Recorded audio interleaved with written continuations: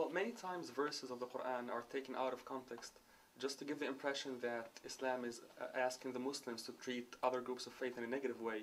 So can you tell us about the teachings of the Quran in the authentic way about the treatment of other groups of faith in the Muslim society? Right. You know, it's a very misunderstood idea and belief on the part of many non-Muslims, especially when verses from the Quran, as you said, are taken out of context, that the presence of non-Muslims in a predominantly Muslim environment would result in the Muslims killing the people because they are non-Muslim.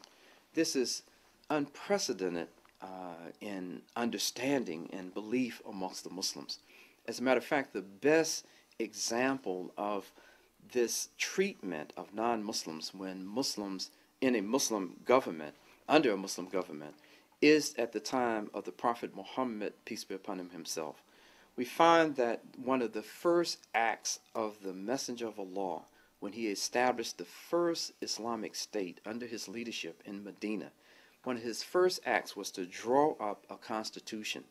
And in this constitution, it clearly defined the rights and responsibilities and duties of all of the citizens of Medina. That included Jews, that included people who had no faith or people who worship idols. It included the Christians.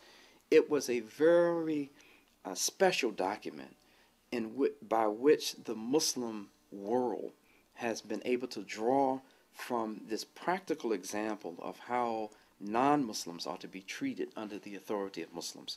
Non-Muslims, like in the United States, for an example, which is a nation that the entire world has heralded as a beacon of light for people around the world who are suffering from oppression.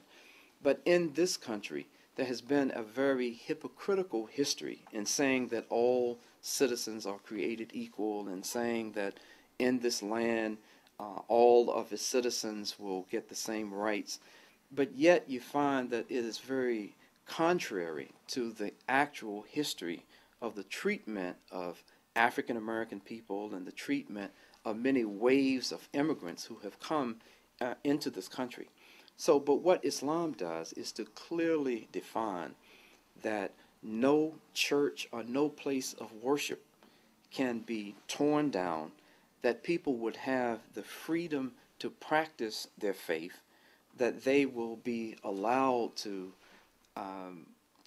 pray or worship in the manner in which they feel that they are attracted to, that they want to do. And so this idea that non-Muslims cannot exist or coexist under Muslim rule is something that historically cannot be borne out, and even in today's time. I'll give you an example. I was in the predominantly Muslim country of Sudan a few years ago, and I was coming into the country shortly after the celebrated time for Christmas.